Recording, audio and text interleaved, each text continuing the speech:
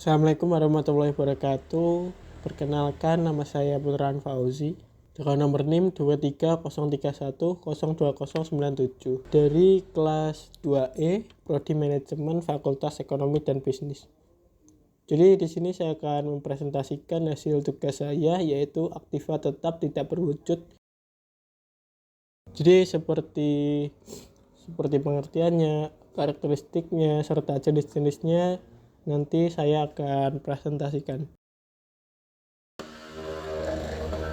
Untuk pengertian dari aktiva tetap tidak berwujud itu sendiri adalah aset non-moneter yang tidak memiliki wujud fisik, namun memiliki manfaat ekonomi di masa depan. Jadi aset ini dapat diidentifikasikan dan dipisahkan dari entitas yang memilikinya, dan dapat ditransfer atau dijual kepada pihak lain. Jadi kesimpulan dari aktiva tetap tidak berwujud adalah aset jangka panjang yang berguna dalam kegiatan operasi perusahaan dan tidak ditujukan untuk dijual. Aktiva tetap tidak berwujud seringkali mencakup hal-hal seperti paten, copyright, trademark, goodwill, serta franchise dan lisensi yang nanti saya akan jelaskan.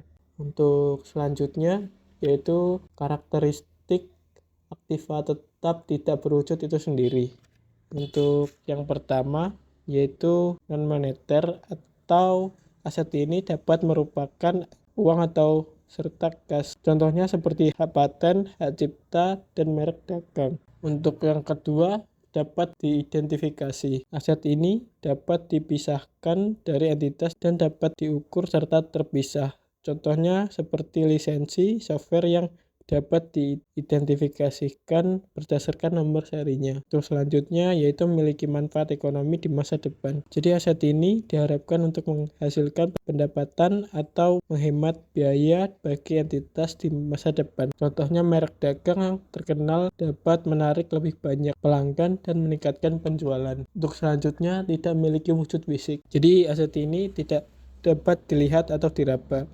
Contohnya goodwill yang merupakan nilai kelebihan yang dibayarkan untuk suatu entitas melebihi nilai wajar aset dan liabilitasnya yang diakuisisi. Untuk selanjutnya yaitu hak paten atau paten atau hak paten.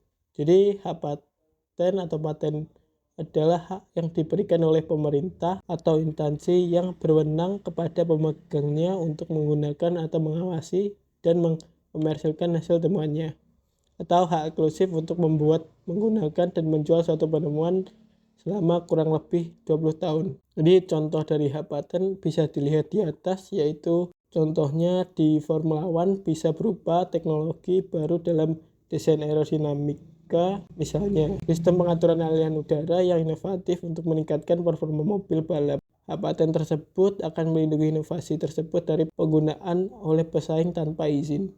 Jadi setiap mobil Formula One itu jenisnya berbeda-beda, atau setiap mobil itu bentuknya berbeda-beda. Jadi seperti itu teman-teman. Untuk selanjutnya yaitu copyright atau hak cipta. Copyright atau hak cipta adalah hak yang diberikan oleh pemerintah atau instansi yang berwenang kepada pengarang, pencipta lagu, pencipta musik, pencipta barang-barang seni, dan lain-lainnya untuk mempublikasikan, menerbitkan, mengawasi, dan mengkomersilkan hasil ciptanya, atau hak eksklusif untuk berbanyak menerbitkan dan menjual suatu karya cipta selama kurang lebih 25 tahun. Contohnya bisa dilihat di kiri bawah ya. Untuk contohnya yaitu bentuk pelanggaran hak cipta yang dilakukan Warkopindah bermula dari ketika pemuda ini yang membuat konten YouTube memparodikan gaya lawak dari Dono, Kasino, dan Indro dengan mengambil cuplikan-cuplikan film dari Warkop DKI. Ini kemudian ketiganya viral dan mulai dikenal oleh masyarakat luas, serta ada beberapa stasiun televisi mengundang mereka sebagai bintang tamu. Tak hanya itu, ketika sedang syuting di salah satu stasiun televisi, Warkopindah memakai nama panggung Dono, Kasino, Indro. Jadi seperti itu kasus pelanggaran hak cipta. Untuk selanjutnya yaitu trademark. Jadi trademark adalah sebuah kata, frase, atau simbol yang mengidentifikasikan sebuah produk atau bisnis. Contohnya seperti Porsche, Ferrari, Mercedes, BMW, dan Aston Martin.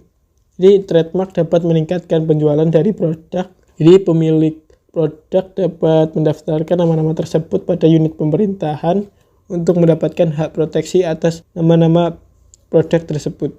Jadi trademark itu bisa diasumsikan logo perusahaan gitu ya teman-teman. Di contohnya seperti yang di atas itu kan ada Porsche, Ferrari, Mercedes, BMW serta Aston Martin. Jadi itu logo dari beberapa perusahaan yang berbeda atau trademark gitu ya. Untuk selanjutnya yaitu goodwill. Jadi goodwill merupakan nilai tambah yang dimiliki oleh sebuah perusahaan yang tidak terlihat secara fisik. Nilai tambah ini berasal dari berbagai faktor seperti merek, pelanggan, dan keunggulan manajemen. Dalam akuntansi, goodwill dianggap sebagai aset tidak berwujud dan dicatat dalam neraca perusahaan. Jadi kesimpulan dari goodwill adalah bagian dari aktiva dalam neraca yang mencerminkan kelebihan pembayaran atas aktiva yang dibutuhkan perusahaan dibandingkan dengan nilai pasar. Jadi goodwill hanya akan dicatat perusahaan apabila perusahaan membeli bisnis orang lain. Jadi ketika sebuah perusahaan mengakuisisi perusahaan lain, biasanya mereka membayar harga yang lebih tinggi dari nilai pasar perusahaan tersebut. Selisih antara harga yang dibayarkan dengan nilai pasar wajar inilah yang disebut dengan goodwill. Goodwill ini kemudian dicatat sebagai aset tidak berwujud dalam neraca perusahaan. Untuk selanjutnya yaitu dari rumus goodwill itu sendiri. Jadi goodwill sama dengan laba rata-rata dikali jumlah tahun. Jadi contohnya sebuah perusahaan bernama BTA membeli perusahaan bernama PTP dengan harga 100 miliar. Nilai pasar wajar aset bersih PTP yaitu 80 miliar. Jadi penyelesaiannya yaitu goodwill sama dengan 100 miliar dikurangi 80 miliar sama dengan 20 miliar. Jadi goodwill dari PTA adalah 20 miliar. Jadi seperti itu ya teman-teman, goodwill. Jadi untuk selanjutnya yaitu franchise dan lisensi. Jadi franchise dan lisensi ini berbeda ya teman-teman. Franchise adalah sebuah persetujuan kontraktor antara seorang franchisor dengan franchise.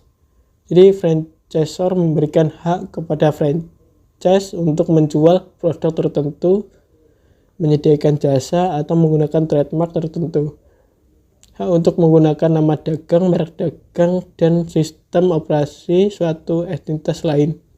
Sedangkan lisensi sendiri adalah hak untuk menggunakan produk atau jasa tertentu seperti penggunaan jalan kota untuk kepentingan pribadi maupun perusahaan.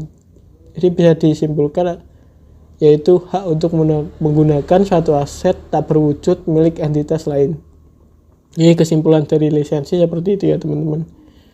Untuk contohnya, ini yang pertama yaitu contoh dari franchise itu sendiri. Yaitu contohnya franchise McDonald memberikan hak kepada pemilik waralaba atau franchise untuk menggunakan merek dagang, sistem operasi, dan pengetahuan merek tersebut. Jadi ini mencakup hak untuk menggunakan logo, resep, dan proses yang telah ditetapkan untuk memproduksi makanan layanan tertentu. Untuk selanjutnya yaitu lisensi. Jadi ini contoh dari lisensi ya teman-teman.